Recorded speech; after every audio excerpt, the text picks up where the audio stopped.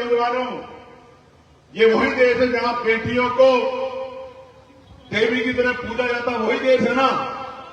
है या नहीं, ये बताओ। तो फिर उन बेटियों को कहां पर लाठी मारी जाती देखी है, देखी वीडियो में आपने? ये गलत था, सही था? बताओ बताओ, तुम्हारा फोन खोला नहीं खोला, देख के महसूस करो वो आपकी बहन थी, आपकी बेटी थी। ये देश हमारा, हर एक बहन बेटी की रक्षा की जिम्मेदारी हमने ली है, संविधान की शपथ था। ये बताओ, लड़ना चाहिए था, नहीं लड़ना चाहिए? बताओ, उन पुलिस के अधिकारियों पे कार्रवाई होनी चाहिए, नहीं होनी चाहिए?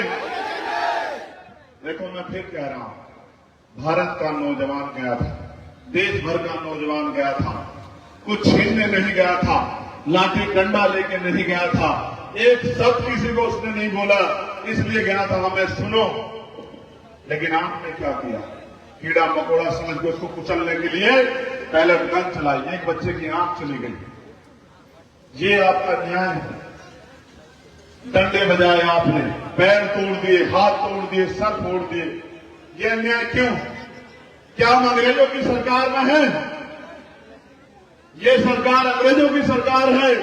अगर ये सरकार अपने आप को अंग्रेजों की सरकार मानती है तो याद रखो, मुकाबला भगत सिंह के बच्चों से है, भगत सिंह के भाइयों से। याद, जैसे अंग्रेजों को छोड़ के आए थे, तुम्हें भी छोड़ के आएंगे। इस मध्य प्रदेश को भी खाली करा के यहां आने वाले कल में नौजवान लोगों को मौका देंगे। ये तो झांकी है। देखो, पैसा भी देंगे, पैसा देंगे, शराब बांटेंगे, साड़ियां बांटेंगे। क्यों बांटेंगे? क्योंकि आपके पास वो ताकत है जिससे हुकूमत बदलती है। बांटेंगे। क्यों बांटेंगे पता है? मिले जुले लोग बांटेंगे। कहेंगे अगर हमें नहीं दे रहे तो इनका मिठाई शराब ले लेना, इनका पैसा ले लेना। और वो कहेंगे इनका ले रहे तो इनका कमल वालों का ले लेना, हाथ के पंजे वालों का ले लेना। लेकिन दामोदर की तरफ मत जाना। कारण क्या है? वो आपको शराब देंगे, पैसे देंगे, मिठाई देंगे, साड़ी देंगे, लेकिन अधिकार नहीं देंगे। मेरे लोगों, मेरी बात क्या है?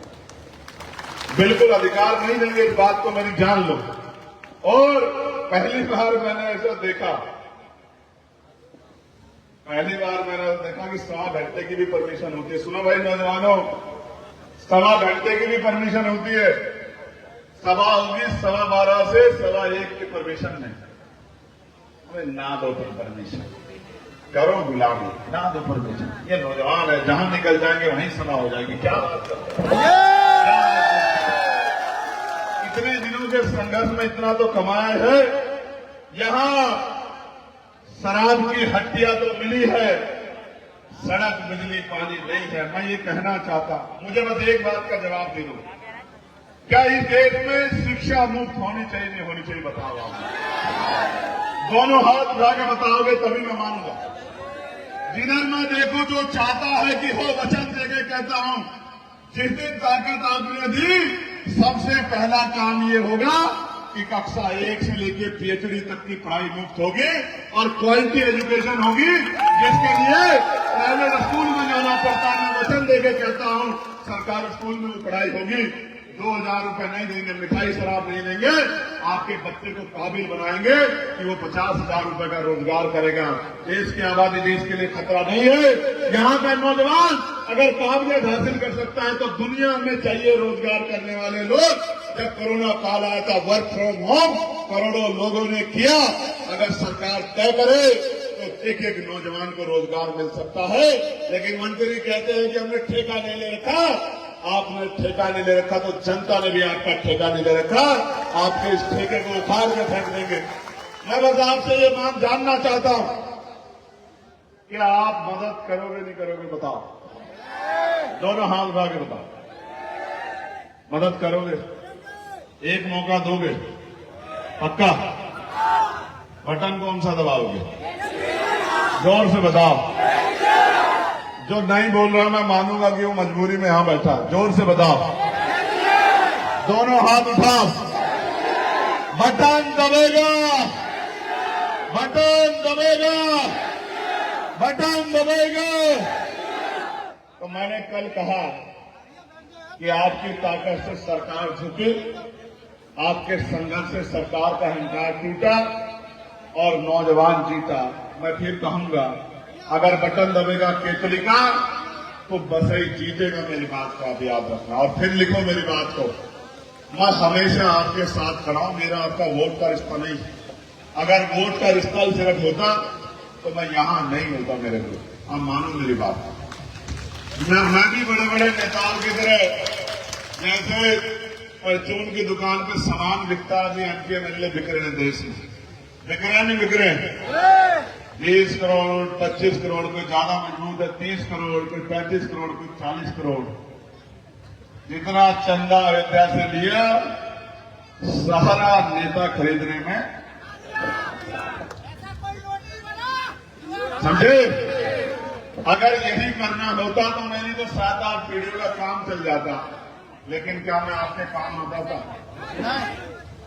सुनो मेरी बात यार, एक ही तो जीवन है। ये बिकने के लिए थोड़ा है, ये तो लड़ने के लिए। अगर शहीद आजम सरदार भगत सिंह फांसी से डर जाते तो नौजवानों में क्या इनकलाब पैदा हो पाता? क्या अगर परमानंद लोधी जी शिक्षा के रास्ते से हट जाते, क्या हमारे लोग शिक्षा का महत्व समझ पाते?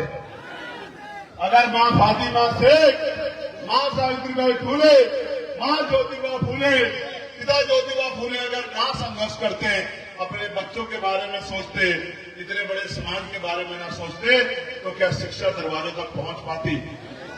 मेरे साथियों, अगर 1902 में छत्रपति साहू जी महाराज ओपरेस कम्युनिटी यानी कि पिछड़े वर्ग को, बैकवर्ड क्लास को, SC ST OBC को और अगर आरक्षण नहीं देते तो क्या सामाजिक न्याय की कोई बात करता? मैं सामाजिक न्याय की बात क्यों करता हूं? क्योंकि सामाजिक अन्याय हो रहा है।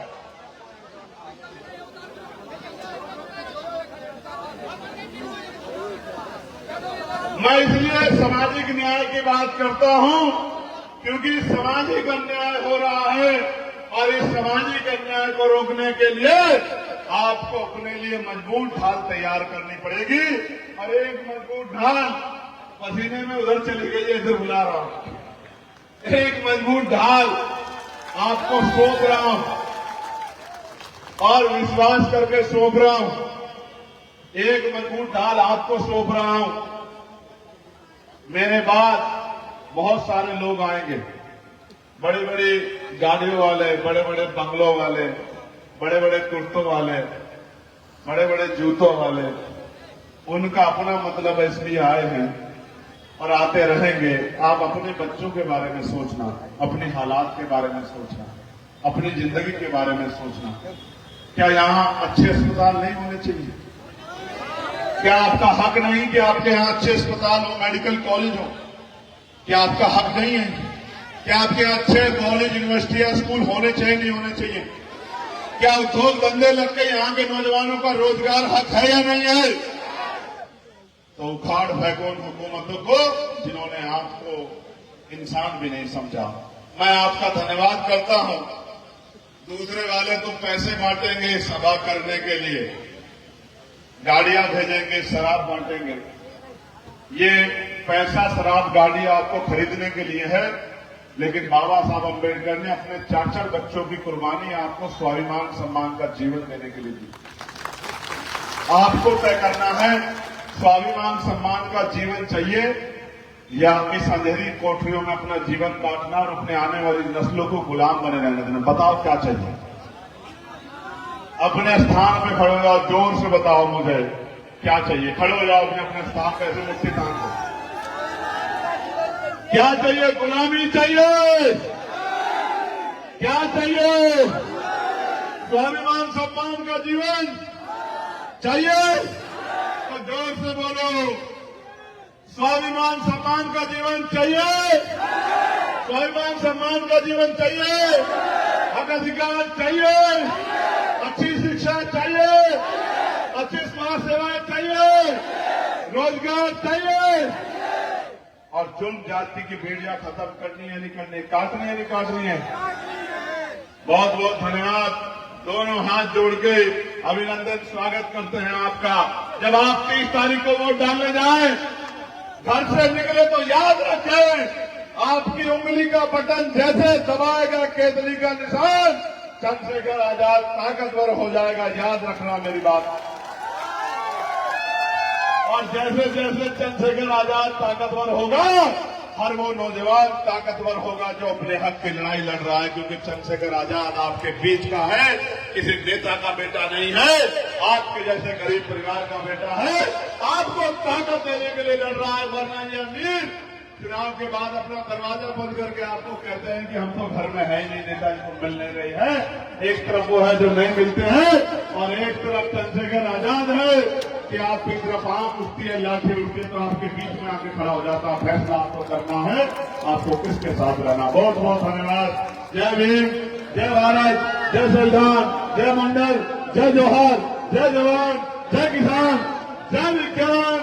भारतीय संविधान, भारतीय संविधान।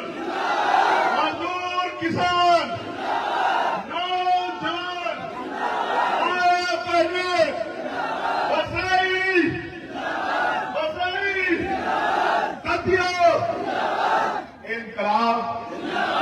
इनकलाब। मेरी बहुत सारी मंगल कामनाएं। सवेरा निकले, सूरज की रोशनी आपके घरों तक आए, आपके भी हालात बदले। अमीर का कुत्ता भी गाड़ी में सफर कर रहा है, अमीर का कुत्ता भी गाड़ी में सफर कर रहा है। गर्मी होती है तो एसी उसका काम करता है, सर्दी होती है तो हीटर उसके लिए लगता है। खाने के लिए दूध वो चाहिए, पीने के लिए जो टोन मिल्क हो जिसमें मलाई ना हो, पेट ना खराब हो जाए। अच्छी बिस्किट चाहिए, मीट चाहिए, पीने के लिए साफ पानी चाहिए। बीमार होने पर डॉक्टर घर देखने आता है और आपको कोई मरने पे भी पूछने नहीं आता है। कुछ तो फर्क है मेरे लोग, अमीरों में और गरीबों में कुछ तो है।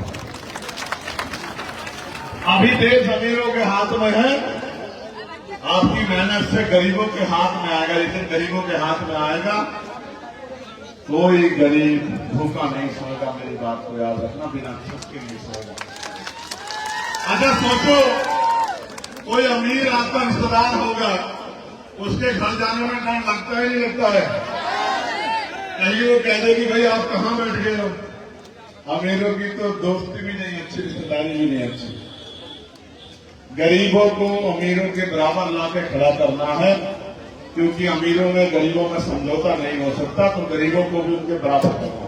मैं यहां काम करने वाली पूरी टीम का और आप सब लोगों का दिल से धन्यवाद करता हूं। पूरी भीमार में आजाद समाज पार्टी की टीम का, भाई सुरेश लोधी जी का, भाई अमित जी का, राय सिंह जी का, सुनील जी का, सत्येंद्र जी का, हमारे विधानसभा अध्यक्ष जी का, तमाम साथियों का धन्यवाद करता हूं और बसई की दतिया की महान जनता को सलाम करता हूं। जय भीम, नमस्कार।